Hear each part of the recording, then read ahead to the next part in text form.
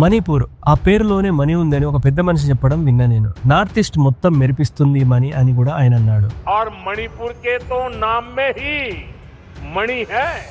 ये वो मणि है जो आने वाले समय में पूरे नॉर्थ ईस्ट की चमक को बढ़ाने वाली।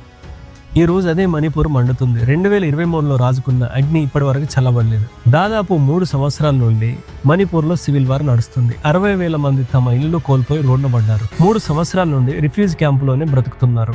వందల కొద్ది గ్రామాలు తగలబడిపోయాయి. వేల కొద్ది మనుషులు చనిపోయారు. ఆడవారిని బట్టలు విప్పి నగ్నంగా ఊరేగిస్తున్నారు. వారి మీద అత్యాచారాలు చేస్తున్నారు. నడి రోడ్డు మీద వారిని లైంగికంగా వేధించి వీడియోలు తీస్తున్నారు. పేరులోనే మణి పెట్టుకున్న మణిపూర్ ఈ రోజు మాడి మసైపోయింది. మణిపూర్ లో జరుగుతున్నది కేవలం వైలెన్స్ మాత్రమే కాదు. మణిపూర్ ప్రజలు చేస్తున్నది ప్రొటెస్ట్ మాత్రమే కాదు. మణిపూర్ లో ఫెయిల్ అయింది లా అండ్ ఆర్డర్ మాత్రమే కాదు. మణిపూర్ లో ఫెయిల్ అయింది టోటల్ సొసైటీ కొలాప్స్ అయింది. మన దేశంలో ఒక భాగమైన రాష్ట్రం 3 సంవత్సరాలుగా అనుభవిస్తున్న నరకం ఇది.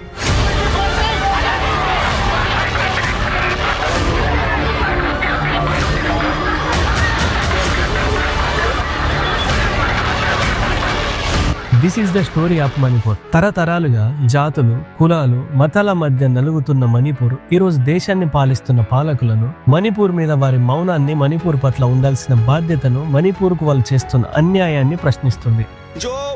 जो माँ उसको उसके साथ जो बच्चे को मारा गया है उसको वुमेन एम्पावरमेंट कहना चाहते हो क्या? इज दिस नारी शक्ति? I want to say because we want to live in peace, all we want is justice. అబ్బాయి మాటల్లో బాధ మోడీకి వినిపించట్లేదా? మామూలుగా అయితే పెద్ద పెద్ద మాటల స్పీచ్లన్నీ వినిపిస్తాయి. కానీ మణిపూర్ విషయంలో మాత్రం మాట్లాడడం చేత కాదు ఆ మోడీకి, అమిత్ షాకి. మాట్లాడుకుందాం, అన్నీ మాట్లాడుకుందాం. అసలు మణిపూర్ లో ఏం జరిగింది, టైం లైన్ ఏంటి, మైతేయి కమ్యూనిటీ ఎవరు, కుకీ కమ్యూనిటీ ఎవరు, వీరిద్దరికి అసలు గొడవ ఏంటి, 2023లో గొడవ స్టార్ట్ అవ్వడానికి ట్రిగర్ పాయింట్ ఏంటి, అటు మణిపూర్ స్టేట్ లో ఇటు సెంట్రల్ లో పవర్ లో ఉన్న బీజేపీ ఎందుకు నోరు మూసుకుని ఉంది, 3 సంవత్సరాల నుండి మణిపూర్ ని ఎందుకు కంట్రోల్ చేయలేకపోతుంది, 2026లో మణిపూర్ లో మళ్ళీ ఏం జరిగింది, మణిపూర్ పట్ల మన బాధ్యత ఏంటి, ఇవన్నీ ఈ వీడియోలో చూద్దాం. మణిపూర్ లో ఉన్న 2 కమ్యూనిటీస్ కి గొడవలు ఇప్పటివి కాదు, స్వతంత్రానికి ముందు నుండే ఉన్నాయి. హిస్టరీ మొత్తం కాదు కానీ అసలు ఎందుకు వీళ్ళకి గొడవలు అనేది అర్థం చేసుకోవడానికి ట్రై చేద్దాం. మణిపూర్ పొలిటికల్ మ్యాప్ చూడండి. ఈ మ్యాప్ చూడగానే 2 విషయాలు అర్థమవుతాయి. మణిపూర్ అనేది నార్త్ ఈస్ట్ చివరిలో ఉంది. పైగా మయన్మార్ తో లాంగ్ బార్డర్ మణిపూర్ కి ఉంది. ఇప్పుడు మణిపూర్ ఫిజికల్ మ్యాప్ చూడండి. ఫిజికల్ మ్యాప్ లో మీకు 2 రకాలుగా జియోగ్రాఫికల్ ఫీచర్స్ కనిపిస్తాయి. ఫర్ ఎగ్జాంపుల్, ఒక క్రికెట్ స్టేడియం లో అనుకోండి. ఆడియన్స్ కూర్చునే ప్లేస్ మొత్తం హిల్స్ లా ఉంటుంది. మధ్యలో ఉన్న గ్రౌండ్ లో మణిపూర్ క్యాపిటల్ ఇంఫాల్ ఉంటుంది. ఈ మొత్తం ఏరియాని ఇంఫాల్ వ్యాలీ అంటారు. ఎందుకంటే ఆ ప్లేస్ లోయగా ఉంటుంది కాబట్టి. ఈ వ్యాలీ ల్యాండ్ మణిపూర్ మొత్తం ఏరియాలో కేవలం 10% మాత్రమే ఉంటుంది. చుట్టూన్న హిల్ ఏరియా మిగిలిన 90% ల్యాండ్ ని కవర్ చేస్తుంది. ఈ జియోగ్రాఫికల్ ఫీచర్స్ వల్లనే మణిపూర్ లో మాక్సిమం గొడవలు. ఎందుకంటే ఈ ఇంఫాల్ వ్యాలీ మొత్తం మణిపూర్ది 57% జనాభా ఉంటుంది. ఇక చుట్టూన్న హిల్ ఏరియాలో మిగిలిన 43% జనాభా ఉంటుంది. డ్రింకింగ్ వాటర్ ఫెసిలిటీస్ కానీ, ఇండస్ట్రీస్ కానీ, హాస్పిటల్స్ కానీ, స్కూల్స్ కానీ అన్ని ఇంఫాల్ వ్యాలీలోనే ఉన్నాయి. మీరే అర్థం చేసుకోండి, చుట్టూ ఉండే కొండ ప్రాంతాల వారికి, ఈ లోయలో ఉండే వారికి ఆర్థిక అసమానతలు కామన్ గా ఉంటాయి. ఎందుకంటే ఇంఫాల్ వ్యాలీలో ఉండే వారి దగ్గర వ్యవసాయ భూములు ఎక్కువగా ఉన్నాయి, ఆర్థిక వనరులు ఉన్నాయి. సో ఫైనాన్షియల్ గా కూడా వాళ్ళు మంచి పొజిషన్ లో ఉన్నారు. జనాభా అక్కడ ఎక్కువగానే ఉంది. పొలిటికల్ గా వాళ్ళకే ఎక్కువ పవర్. అసెంబ్లీలో ఉన్న 60 సీట్లలో 40 ఇన్ఫాల్ వ్యాలీకి, మిగిలిన 20 హిల్ ఏరియాకి ఉన్నాయి. కానీ ఈ సోషల్ డివిజన్ అనేది సంవత్సరాలు గడిచే కొద్ది తగ్గుతూ పోవాలి కానీ పెరగకూడదు కదా. ఒక రాష్ట్రంలో ఉండే 2 కమ్యూనిటీల్లో ఒకటి మాత్రమే ముందుకు, మరొకటి వెనక్కి వెళ్తుంటే ఆ రాష్ట్రంలో గొడవలు సహజంగా జరుగుతాయి. మణిపూర్ రాష్ట్రంలో 60% మైతేయి కమ్యూనిటీ వాళ్ళు ఉంటారు. మిగిలిన 40% కుకీ కమ్యూనిటీ, నాగా కమ్యూనిటీ వాళ్ళు ఉంటారు. మైతేయి కమ్యూనిటీలో ఎక్కువ హిందువులు ఉంటారు. వీళ్ళకి ఎస్సీ, ఓబీసీ రిజర్వేషన్స్ ఉంటాయి. కుకీ కమ్యూనిటీ మరియు నాగా కమ్యూనిటీలో ఎక్కువ క్రిస్టియన్స్ ఉంటారు. వాళ్ళు ట్రైబల్స్ కాబట్టి వాళ్ళకి ఎస్టీ రిజర్వేషన్ ఉంటుంది. ఆ హిల్ ఏరియాలోనే కుకీ మరియు నాగా కమ్యూనిటీ వాళ్ళు ఇల్లు కట్టుకుని సెటిల్ అయ్యారు. ఈస్టర్లోనే నాగా కమ్యూనిటీకి, కుకీ కమ్యూనిటీకి చాలా గొడవలు జరిగాయి. కానీ వీళ్ళిద్దరు మెయిన్ ప్రాబ్లం మాత్రం మైతేయి కమ్యూనిటీ వాళ్ళతోనే. మైతేయి కమ్యూనిటీ వాళ్ళు మమ్మల్ని ఎక్కువ డామినేట్ చేస్తున్నారని వాళ్ళు ఫీల్ అవుతారు. మరోపక్క మైతేయి కమ్యూనిటీ వాళ్ళేమో మమ్మల్ని కుకీస్, నాగాస్ డామినేట్ చేస్తున్నారని ఫీల్ అవుతారు. మొత్తం మణిపూర్ గొడవలకి ఇదే కారణం. మైతేయి కమ్యూనిటీ ప్రాబ్లం ఏంటంటే కుకీస్ కి, నాగాస్ కి షెడ్యూల్ ట్రైబ్ అంటే ఎస్టీ స్టేటస్ ఉంది. మైతేయి కమ్యూనిటీ దగ్గర ఎస్టీ స్టేటస్ లేదు కాబట్టి వాళ్ళు ఆ హిల్ ఏరియాలో భూములు కొనుక్కోవడానికి లేదు, బిజినెస్ చేయడానికి లేదు. కానీ మైతేయి కమ్యూనిటీ వాళ్ళు ఉండే ఇంఫాల్ వ్యాలీలో మాత్రం ఎవరైనా రావచ్చు, భూములు కొనుక్కోవచ్చు, సెటిల్ సెటిల్ అవ్వచ్చు, బిజినెస్ కూడా చేసుకోవచ్చు. ఉన్న 10% ల్యాండ్ కూడా మాకు కాకుండా చేస్తున్నారని మైతేయిస్ బాధ. అలా కొంతమంది మైతేయి కమ్యూనిటీ వాళ్ళు మణిపూర్ హైకోర్టులో తమకు కూడా ఎస్టీ స్టేటస్ ఇవ్వాలని వాదించారు. ఎస్టీ స్టేటస్ వస్తే మేము కూడా రిజర్వేషన్స్ తీసుకుంటాం, హిల్ ఏరియాలో ల్యాండ్ కొంటాం, సెటిల్ అవుతామని మైతేయిస్ వాళ్ళ వాదన. మార్చి 27, 2023 మణిపూర్ హైకోర్టు ఒక షాకింగ్ జడ్జిమెంట్ ఇచ్చింది. Justice M V Muralidharan single bench judgement. ఆ జడ్జిమెంట్ ప్రకారం మైతేయి కమ్యూనిటీ వాళ్ళకి కూడా ఎస్టీ స్టేటస్ ఇవ్వమని సెంట్రల్ గవర్నమెంట్ కి నోటీస్ పంపమని స్టేట్ గవర్నమెంట్ కి నోటీస్ పంపింది. సుప్రీంకోర్టు కూడా ఈ జడ్జిమెంట్ ను క్రిటిసైజ్ చేసింది. ఎందుకంటే ఎస్టీ లిస్ట్ లో ఎవరిని చేర్చాలనే పవర్ అసలు హైకోర్టుకు ఉండదు. హైకోర్టు నుండి వచ్చిన ఒక జడ్జిమెంట్ వల్ల మణిపూర్ మొత్తం అస్తవ్యస్తం అయింది. ఏప్రిల్లో చురన్చందర్పూర్ అనే ఒక కుకీ గ్రామంలో సీఎం బైరన్ సింగ్ విజిట్ కు ముందు ఫస్ట్ ధర్నా స్టార్ట్ అయింది. కుకీస్ వల్ల ప్రాబ్లం ఒక్కటే, మైతేయి కమ్యూనిటీ వాళ్ళ దగ్గర ఆల్రెడీ మంచి ఫెసిలిటీస్ ఉన్నాయి, పొలిటికల్ గా కంట్రోల్ ఉంది. ఎందుకంటే 40 మంది ఎమ్మెల్యేలు వాళ్ళ తరపునే ఉన్నారు. స్టేట్ సీఎంలు కూడా ఆల్మోస్ట్ మైతేయి వాళ్ళే అయ్యారు, ఒక ఇద్దరు తప్ప. మైతేయి భాషను కూడా 8th షెడ్యూల్లో యాడ్ చేశారు. ఇంకేం కావాలి వాళ్ళకి? మా దగ్గర అది కూడా లేదు. ఉన్న ల్యాండ్ లో నుండి కూడా మమ్మల్ని పంపిస్తే మేము ఏం చేయాలని వాళ్ళ బాధ. ఆ రోజు అలా స్టార్ట్ అయిన ధర్నా క్రమక్రమంగా వైలెన్స్ గా మారింది. May 3 ట్రైబల్ సాలిడేటరీ మార్చ్ ను కుకీస్ కమ్యూనిటీ వాళ్ళు ఆర్గనైజ్ చేశారు. ఈ మార్చ్ ను ఆపడానికి అక్కడికి వచ్చిన మైతేయి కమ్యూనిటీకి, కుకీ కమ్యూనిటీకి గొడవలు స్టార్ట్ అయ్యాయి. రెండు వర్గాల వాళ్ళు కొట్టుకున్నారు, రాళ్ళు విసురుకున్నారు, అక్కడున్న వెహికల్స్ ను తగలబెట్టారు. May 3 నైట్ నుండి May 4 మధ్యలో మణిపూర్ మొత్తం అస్తవ్యస్తమైంది.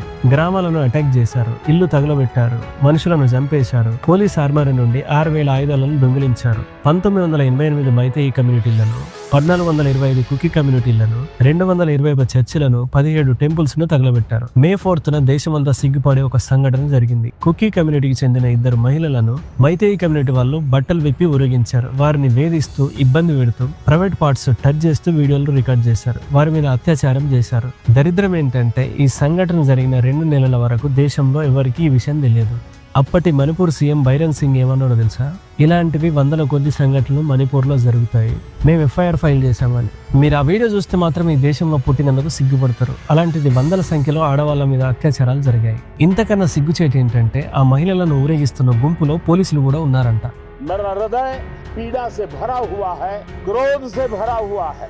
मणिपुर की जो घटना सामने आई है, किसी भी सभ्य समाज के लिए ये शर्मसार करने वाली घटना है। पाप करने वाले, गुनाह करने वाले कितने हैं, कौन है, वो अपनी जगह पे है, लेकिन बेइज्जती पूरे देश की हो रही है। 140 करोड़ देशवासियों को शर्मसार होना पड़ा। నాకు తెలిసిన మొత్తం మణిపూర్ ఇష్యూలో Modi first and last reaction ఇదే. कि बेटी बचाओ बेटी पढ़ाओ अभियान బేటీ బచావో అనే స్లోగన్ చెప్పడం కాదు, ప్రధానమంత్రిగా దేశ ఆడపిల్లలను రక్షించడం ఈయన బాధ్యత కదా. మాకి మన్ కి బాత్ హై జో బేటీ బచావో బేటీ పడావో హైబజి యం ఫజవో హైని అదుగు ngasiది బేటీ మారో బేటీ రేప్ కరో. ఇంత సిగ్గుపడే సంఘటన జరిగితే మీడియా ముందు 4 మాటలు మాట్లాడి వెళ్ళిపోయాడు. ఆ తర్వాత Manipur Indian army Assam rifles చేతులకు వెళ్ళింది. 60,000 మందికి పైగా తన ఇల్లు కోల్పోయి రిఫ్యూజీ క్యాంపులో చేరుకున్నారు. ఈ రోజు వరకే అదే క్యాంపులో ఉంటున్నారు.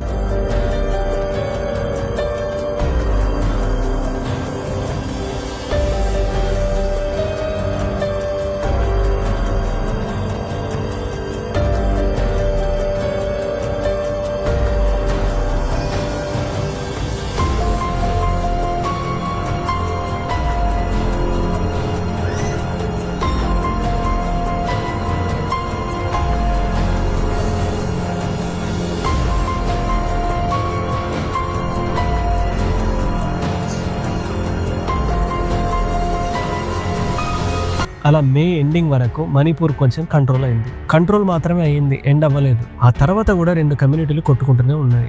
మేలో ఎన్నికల ప్రచారం కోసం అమిత్ షా మణిపూర్ వచ్చాడు, ప్రచారం చేసుకున్నాడు, పార్టీ వాళ్ళతో లంచ్ లో కూర్చొని ఎంజాయ్ కూడా చేశాడు. కానీ మణిపూర్ లో జరుగుతున్న గొడవల గురించి మాత్రం ఏం మాట్లాడలేదు. ఓట్ల కోసం వచ్చాడు, ఓట్లు అడిగాడు, అంతే. వాళ్ళు ఎలా కొట్టుకుంటే వీళ్ళకెందుకు? ఎలక్షన్ టైంలో ఓటు ఇస్తే చాలు వీళ్ళకి. అప్పుడు మేలో ఆడవాళ్ళ మీద జరిగిన సంఘటన జూలైలో బయటకు వచ్చింది. దేశమంతా మణిపూర్ లో జరుగుతున్న అరాచకాలను ఖండించింది. సుప్రీంకోర్టు మణిపూర్ గవర్నమెంట్ ని ప్రెజర్ చేసింది. ఆ తర్వాత 2-3 అరెస్ట్ చేశారు. కాకపోతే మణిపూర్ మాత్రం అలానే మండుతుంది. 2024 స్టార్టింగ్ వరకు మణిపూర్లో పెద్ద మార్పేం రాలేదు. ఫిబ్రవరి 2024లో మణిపూర్ హైకోర్టు మైతేయి కమ్యూనిటీకి ఇచ్చిన ఎస్టీ రిజర్వేషన్ ఆర్డర్ను డిలీట్ చేసింది. కానీ కోర్టు ఆర్డర్ తర్వాత మణిపూర్లో పెద్ద మార్పేం రాలేదు. మోడీ సర్కార్ మణిపూర్ మీద మనోరథం కంటిన్యూ చేశారు. ఎందుకంటే ఆయన రష్యా యుక్రెయిన్ యుద్ధం ఆపే పనిలో చాలా బిజీగా ఉన్నాడు. అటు యుక్రెయిన్ వెళ్ళాడు, ఇటు పుతిన్తో మాట్లాడాడు, యుద్ధం ఆపడానికి నానా ప్రయత్నాలు చేశాడు. కానీ మణిపూర్ వైపు కన్నెత్తి కూడా చూడలేదు. దేశాన్ని గాలి కొదిలేసి ప్రపంచాన్ని ఉద్ధరిస్తాడంటే ఈయన గారు ముందు మన దేశాన్ని సెట్ చేసి ఆ తర్వాత ప్రపంచాన్ని ఉద్ధరిస్తే బాగుంటుందని నా ఫీలింగ్.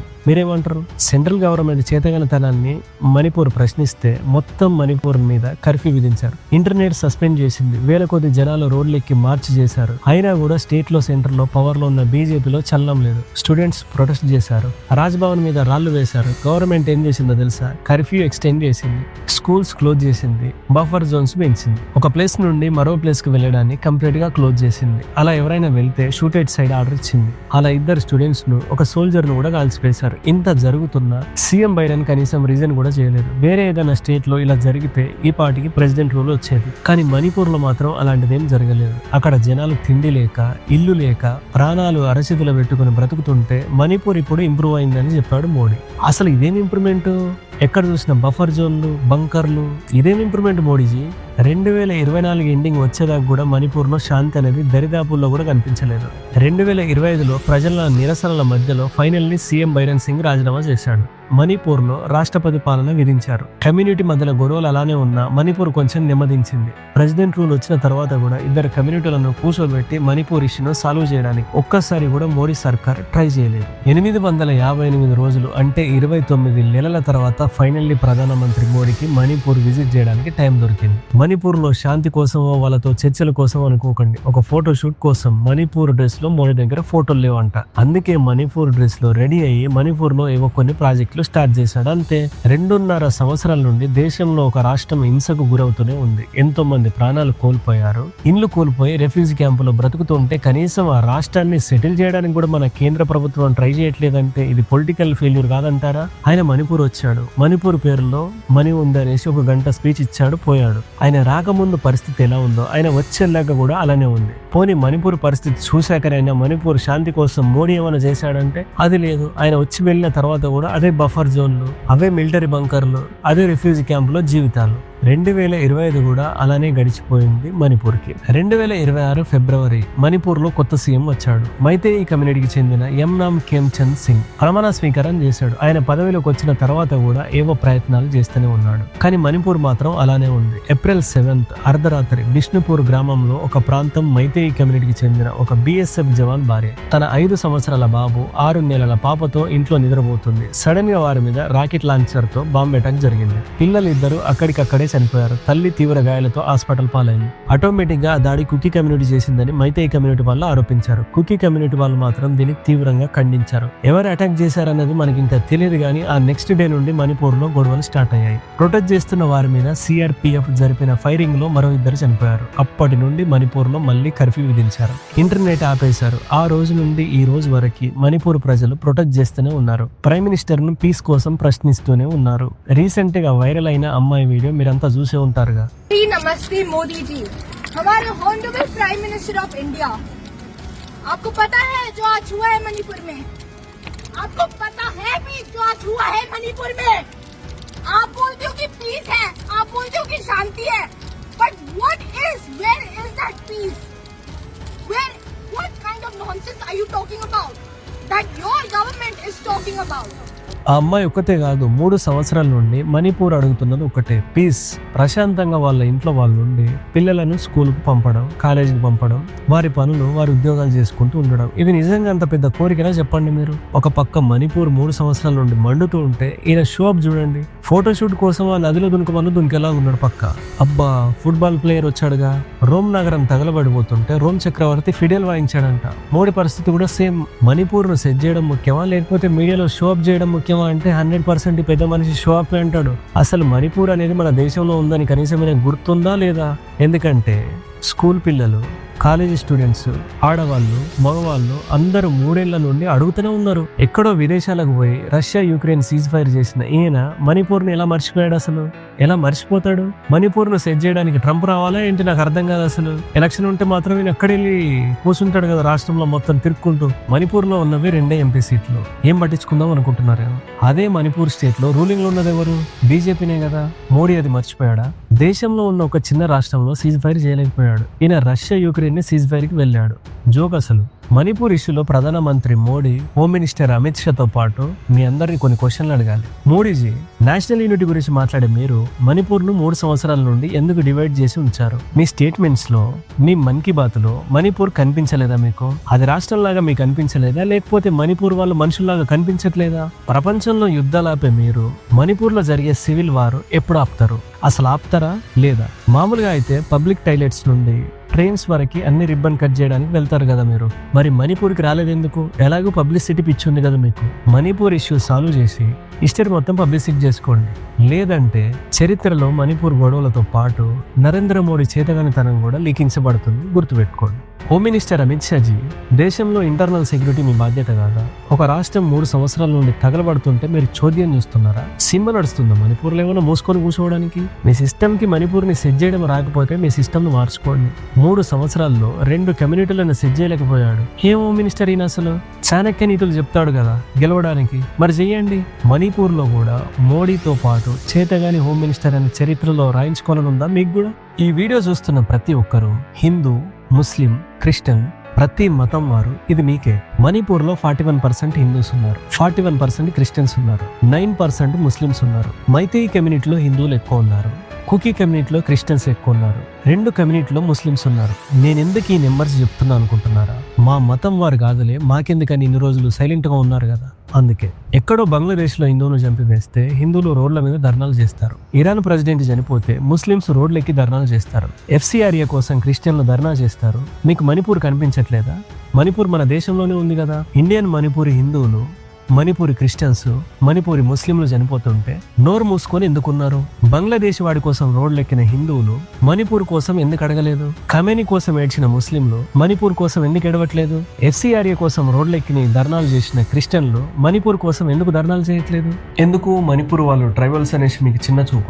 అక్కడ ఆడవాళ్ళని నగ్నంగా ఊరేగిస్తున్నారు, రేప్ చేసి వీడియోలు తీస్తున్నారు. ఎక్కడో వేరే దేశంలో కాదు, స్వయం మన దేశంలోనే. అయినా కూడా మీకు అడగడం చేత కాదు. సిగ్గనిపించట్లేదు మీకు ఇవన్నీ చూస్తుంటే?